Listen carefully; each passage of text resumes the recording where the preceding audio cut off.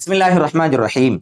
قابل احترام دوستو بزرگوں، کبھی کبھی ایسا ہوتا ہے کہ صبح ہم روزہ رکھنے کے لیے اٹھے ہیں، سحری کرنے کے لیے اٹھے ہیں اور ناپاک ہیں، یا تو صحبت کی ہے یا ویسے ہی جنابت کا غسل ہم پر واجب ہو گیا تھا، احتلام ہو گیا تھا اور 15-20 منٹ باقی ہے، غسل کرنے اگر جائیں گے تو پھر سحری کا وقت ہی نکل جاوے گا۔ تو ایسی حالت میں ہم کیا کریں؟ تو ایسی صورت میں سب سے بہتر شکل تو یہ ہوتی ہے کہ انسان تھوڑا پہلے جلدی اٹھ جاوے، اطمینان سے غسل کر لے، سحری کر لے، اس کے بعد فجر کی نماز کے لیے چلا جاوے۔ ٹھیک ہے، سب سے بہتر تو یہ ہے۔ لیکن کبھی ہوتا یہ ہے کہ بھئی اتنی جلدی اٹھ نہیں پاتے ہیں، 15-20 منٹ ہی بچے ہیں، اب یا تو ہم غسل کریں گے یا سحری کریں گے، دونوں میں سے کوئی ایک آپشن ہم کو چننا پڑتا ہے۔ تو علماء نے یہ لکھا ہے کہ کوئی مسئلہ نہیں ہے، اٹھیں، وضو کر لیں اور وضو کر کے اطمینان سے سحری کر لیں۔ سحری کرنے کے بعد 10 منٹ کے بعد آپ غسل کر لیں اور اس کے بعد پھر آپ نماز پڑھنے چلے جائیں، کوئی مسئلہ نہیں ہے۔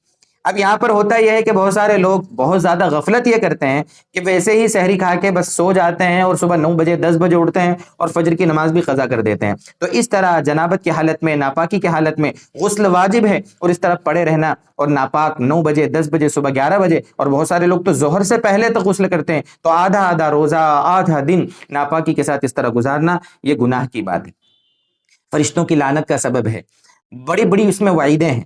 روزہ تو ہو جائے گا، اس لیے کہ روزے کے لیے پاک ہونا شرط نہیں ہے، روزے کے لیے پاک ہونا شرط نہیں ہے۔ اس لیے آپ کو مسئلہ معلوم ہے کہ روزے کی حالت میں کوئی آدمی سویا تھا اور اس کو احتلام ہو جاوے، تو احتلام ہو جاوے تو کیا حکم ہے کہ اس سے روزہ نہیں ٹوٹتا، جا کر وہ کیا کرے، غسل کرے اور جو بھی اس کو تلاوت کرنا ہو، نماز پڑھنا ہو، اس کے لیے وہ پاک ہو جاوے۔